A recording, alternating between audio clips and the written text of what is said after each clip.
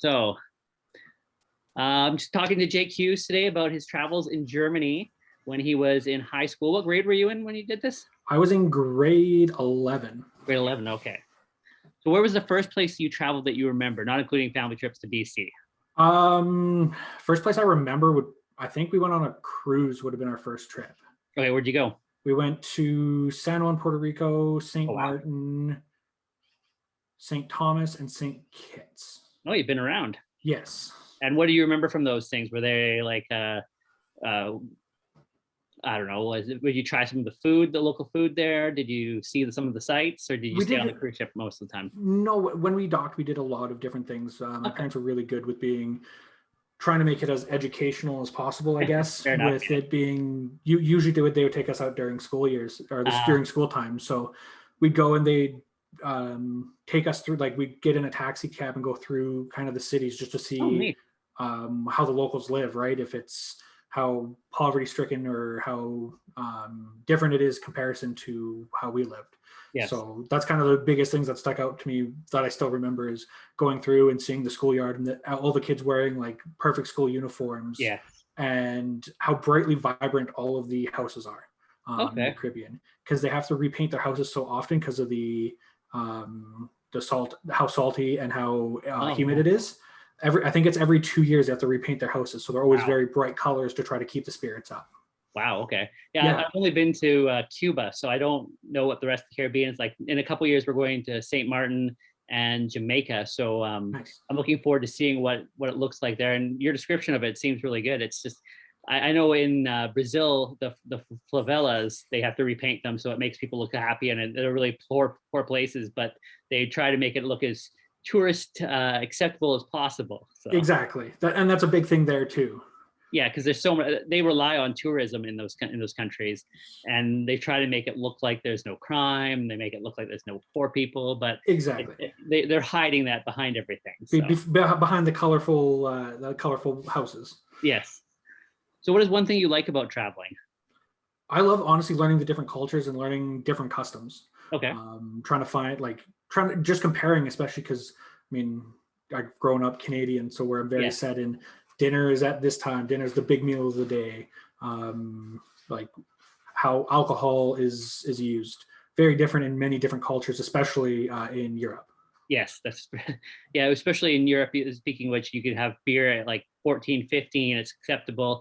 And then the wine, you have to be a little older. But if you go to France, then wine's acceptable at like 12. And it's funny how it works. And you cross a line, and it's like, oh yeah, you can drink wine here now. And you cross into another country, and it's like, no, wines, you have to be more mature to drink. It's like, yes, yeah, well, that's weird, but why? It's funny. So if you could go anywhere in the world, where would you go?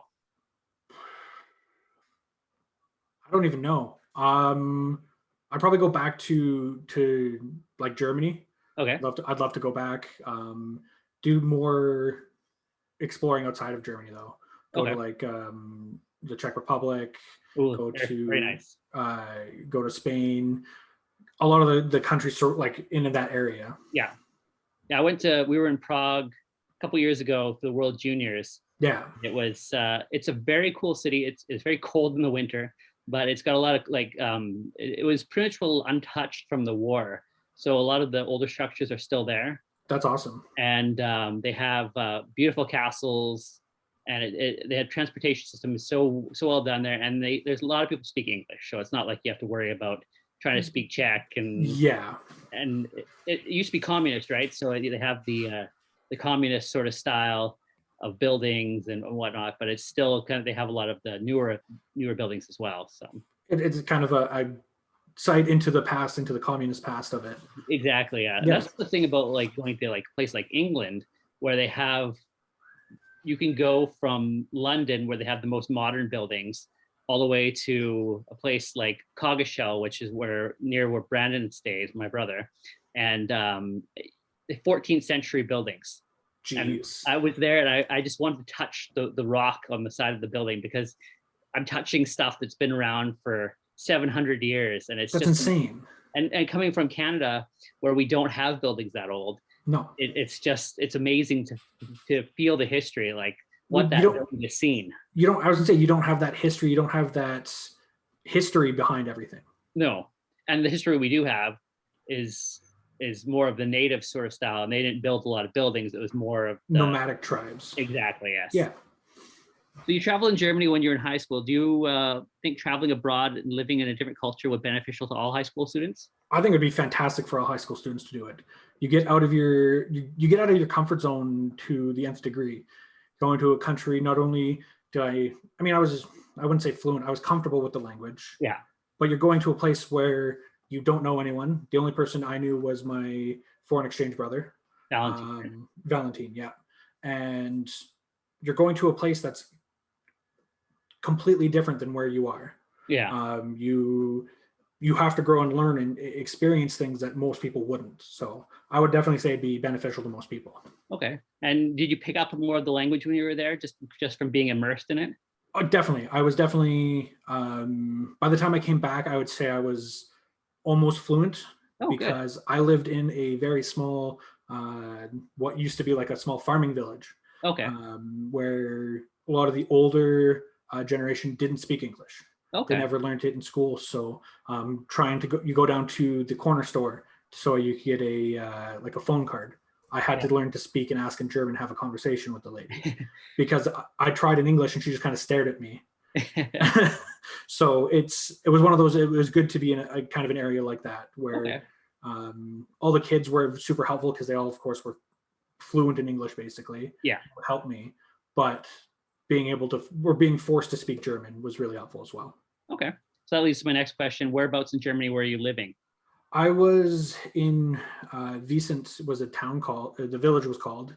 The closest decent sized city was Straubing, which I think was about 45 minutes away. Okay. But it was in the south of Germany, so in the state of Bavaria. Okay. So the closest big city would have been, why am I forgetting? Munich? Yeah, Munich, the big city was Munich, yeah. Okay. Were you there for Oktoberfest? No, we missed Oktoberfest, unfortunately. Okay. When were you there? I was there February 28th, 2010. For 3 months. 3 months, wow. Okay. The only reason I remember that exact date is because I flew in and stayed up until about 3 o'clock in the morning to watch the Canadians win the gold medal. Oh, Olympics, yes. That'd be. We all know where we were when that moment happened. Exactly. I was halfway across the world. So did you make it to any of the bigger cities when you were there, in Hamburg or Munich? Or Munich, I went to a couple times. Met up with another friend who did the exchange as well. Okay. Munich was kind of a good meeting spot for that. Yeah. But then there was also, we did a big trip. All the exchange students, we went up to Berlin for a week. Oh, nice. So it was organized through whoever, I think it was the Alberta Teachers Association or whoever put together the exchange and explored the city, Berlin up there, which was really cool. Okay. Yeah, Berlin is a really cool city. We spent a couple days there and it's just so much. It's English. They speak English so well there, and then just walking around the Berlin Wall and there's a lot of North American style stuff there. I remember it was really hot and we went into a Dunkin' Donuts and I was just like, wow, America is here. And it's really neat the way it's set up, and it's also very somber in the way they have the Holocaust memorial stuff. And, we spent a whole day there. We did the Holocaust Memorial, the block with the winding path. If anyone's ever going to Berlin, I would recommend going there. It's very, very sobering and very eerie. Yes. I would say. But the day before that, we actually went to a concentration camp right outside of Berlin. Oh, okay. It's a big one. I can't think of the name of it. It's okay. But that was eerie as all could be. Yeah. There's not many places on Earth where there's that much destruction of human that you can actually go to still and kind of feel like history is there, and that there's still almost like the energy of the people who were killed there. 100%. And that'd be the best way to describe it, is the energy of the people. We walked in there and of course it's a whole bunch of Canadians in Europe. So we're joking, we're having fun. We're on the bus up there or the train up there, and we get out and instantly everyone goes quiet and it's silent. Yeah. And eerie. Eerie. And you walk through and almost all of the buildings are torn down. There's I think there's 3 buildings left standing. Yeah. Because as soon as they were released, I believe it was the Soviets that released them at this camp, and they started tearing everything down. And I guess a couple of the prisoners decided to say, "Hey, don't tear it all down. We want to be able to remember the history." Yes. Which is crazy to think about to me. And it's one thing Germany has done very well is to remember the past and honor the past and not forget about it. They are very aware, and they teach them at a young age about what happened in the Holocaust and not to repeat it. And you look at Germany on the stage now, the world stage now, and they're forefront. They're one of the most well-respected nations out there. Yes, now. And they're very high in the G8 or G7, I guess. And I forget about Russia all the time. And they're very respectful. They make lots of money. They're very powerful. They're Angela Merkel is very well respected as the German chancellor. She's stepping down in the next year, I believe. Yes. And it's just the difference. And after the war, they just put everything towards development and reconciliation and making themselves better. Yes. One of the greatest. Sorry, go ahead. I was gonna say one of the greatest things I heard in the way to remember the German flag. Yeah. Is black on top because you always want to remember the darkest hours. Yeah. Red for all the blood that was spilled, and yellow as a dawn for the new day. That's really well said. Yeah, my Valentine, my exchange brother, told that to me. I was like, oh, that's something I'll never forget. That's really poignant. It's very well said. Yeah. Okay, so name a food you tried and you're surprised you liked. It's called Leberkäse, okay. Which roughly translate to liver cheese. Okay. Which is not what it is. It's a ham of some sort. I have no idea what it is. Okay. But every day at school, we'd have like a 15-20 minute break between a couple of classes, and everyone would line up and you just get a sandwich or something quick to eat to keep you going through the day. And as I go do anything in a different country, don't tell me what it is. Let me try it, on it, and then I'll ask what it is. But I think it's just like a bologna meat ham type situation, but it's delicious. Okay. That's like if you go to England ever, you have to try the blood sausage. Yeah. It's the sausage with blood cooked, like made into it, and they cook it. It's really good. I wasn't sure what it was the first time I tried it. I'm like, this is really good. And now I love it. I buy it. There's a butcher nearby that actually sells it. So that's awesome. Good. Yeah. My big thing when you go into a new city or a new culture, don't ask what it is. Be like, try it, and then form your opinion on what you like, and then ask what it is. Because sometimes the names, like if they told me, liver cheese, I'm like, I'm not going to try that. That sounds absolutely disgusting. But it's delicious. Yeah, that's fair. How many types of wurst did you try? More than I could probably list off the top of my head. Did you have currywurst when you were in Berlin? That's the most popular there with the ketchup and the curry. Yeah, the curry. I love currywurst. Weisswurst is very, very popular there as well. Yeah. Bratwurst.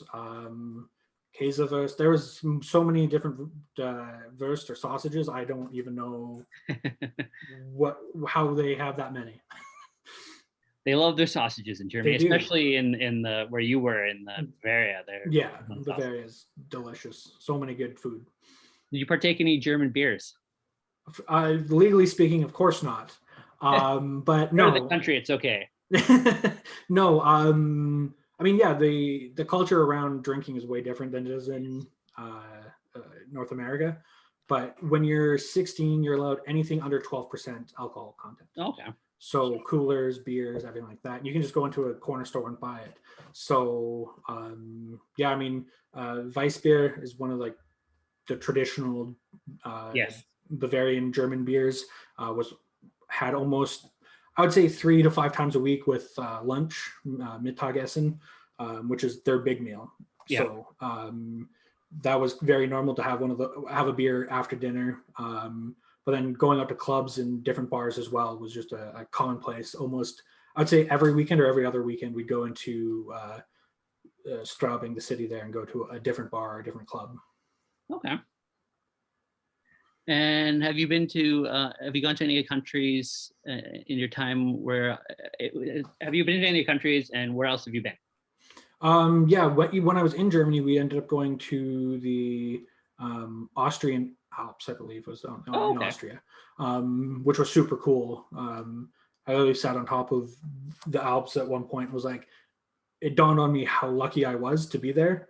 that people save up for their retirement trip to go to the Swiss Alps. Yes. Or right. And I'm in the Austria side, but I was here just because, let's just go skiing for the day.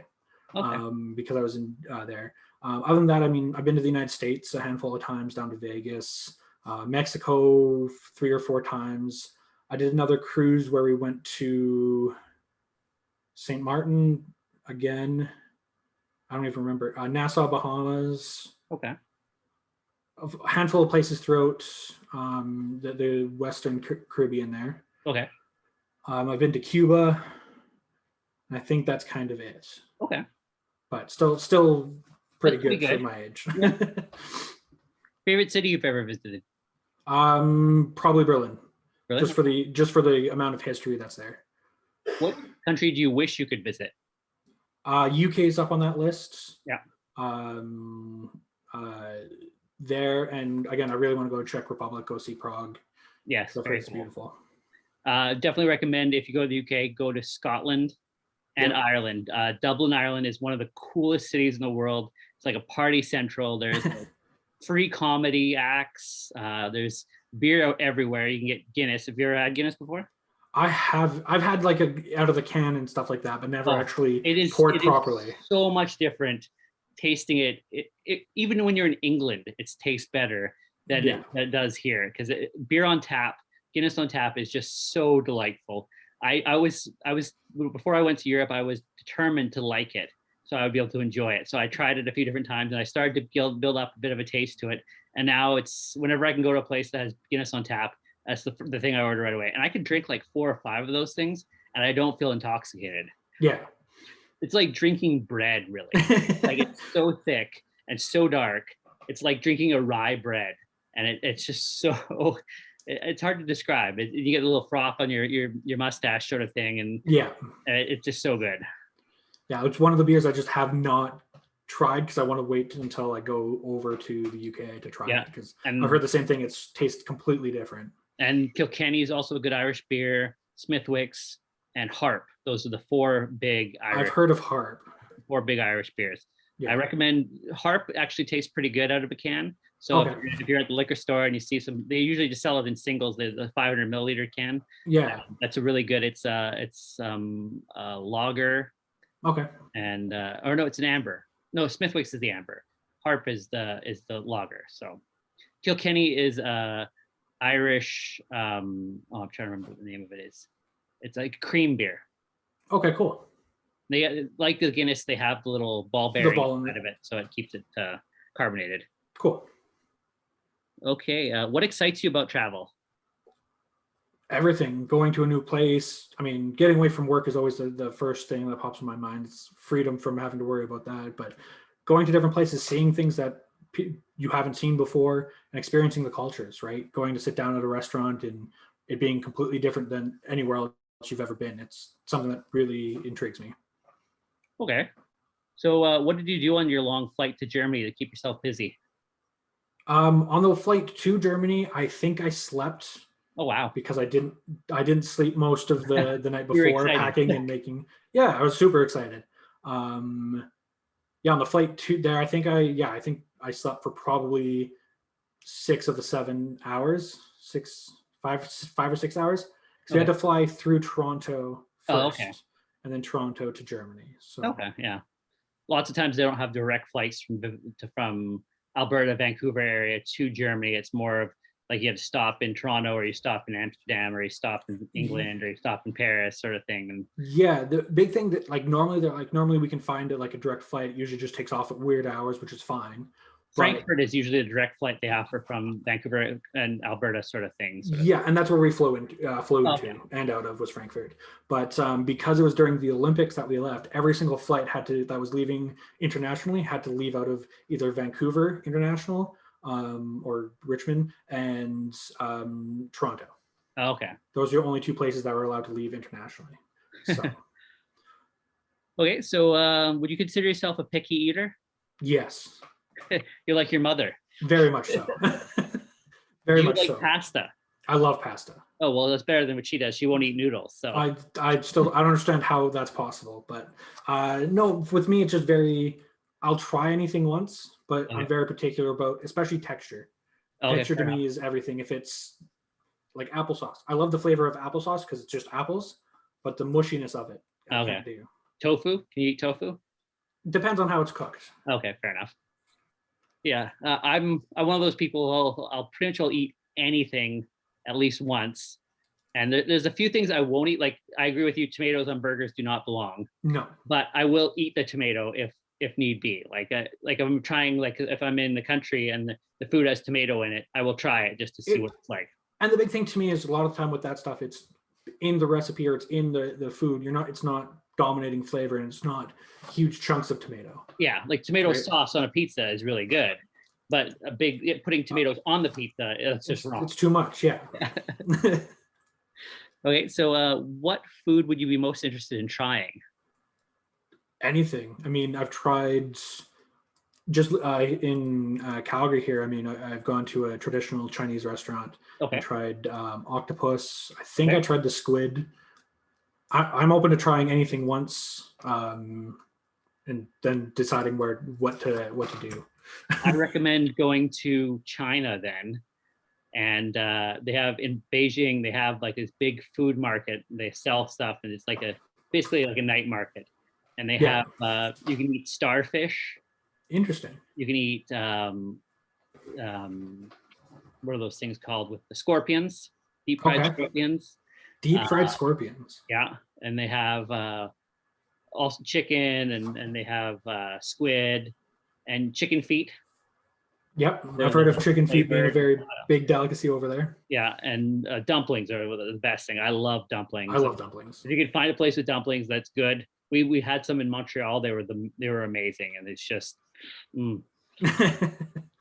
hard to find good ones though. And I've tried making them at home, but it's difficult to make at home. And I'm a pretty good chef, so I can make that kind of stuff. So I keep practicing and trying different things, but dumplings are really good. You can steam. And I'm sure it's I was saying, I'm sure it's something, a secret thing that they know that the Chinese know that just they don't let us know to make it that much more better. Well, the way they make it is they hand make them and they twist them so they have that perfect little top on top. Yeah, it's like 21 moves that each one has to be made, sort of thing. So holy jeez.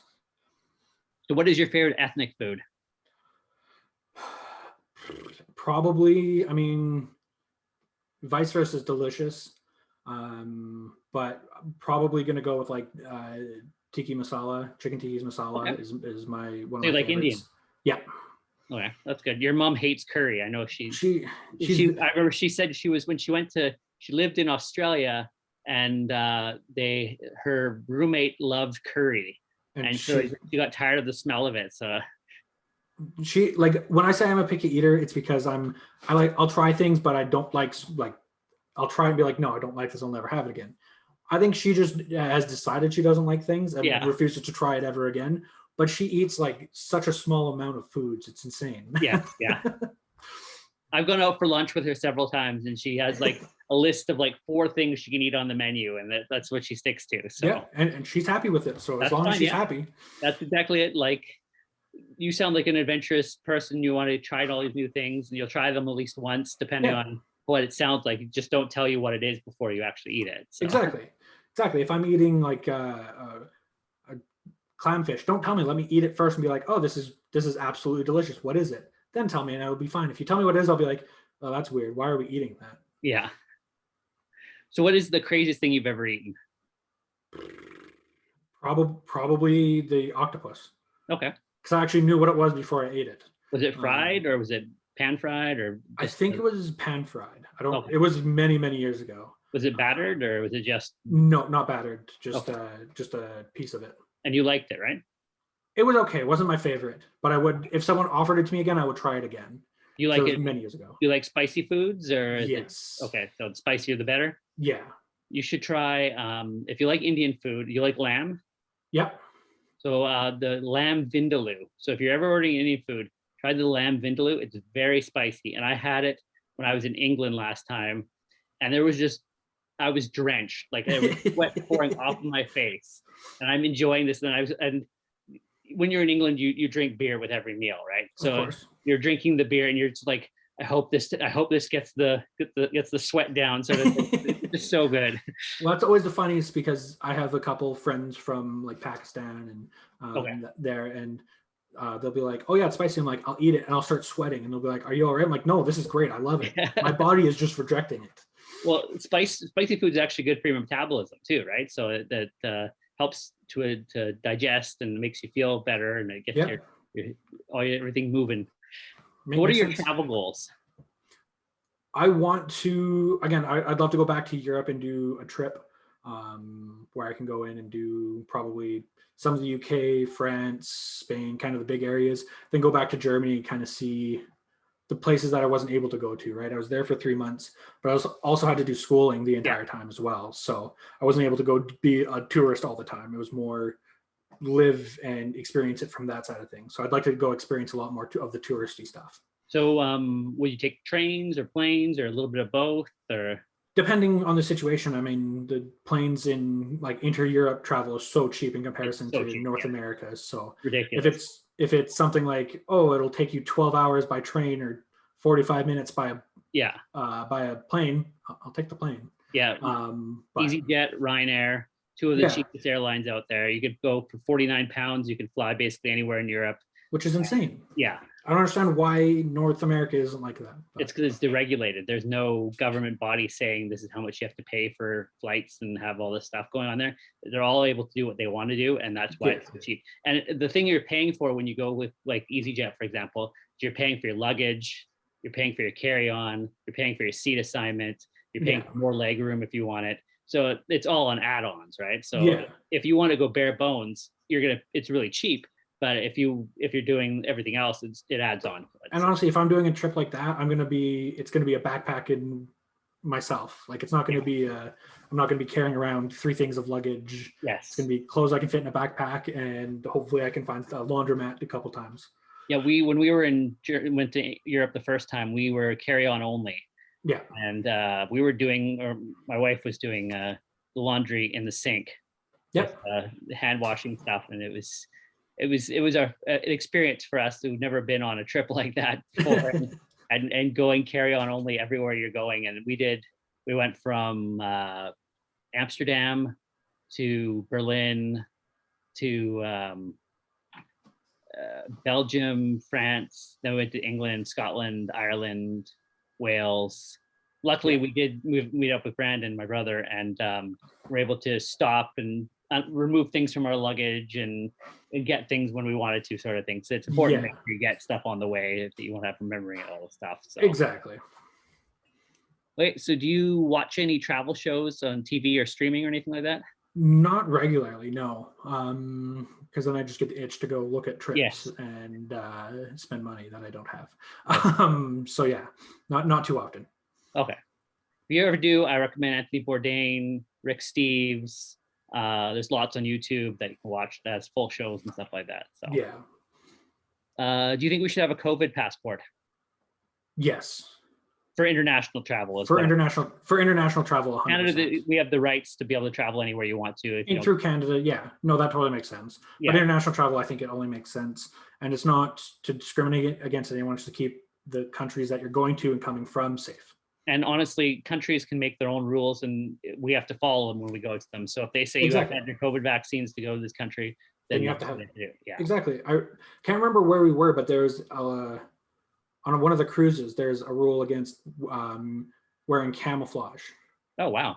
Anything. So, and on the cruise, they made that very clear. Hey, when you get off here, if you're wearing camouflage, they will turn you away and ask you to go change. Wow. Okay. Just because the military presence is very big there and they don't want people to be confused with who's military and who's not.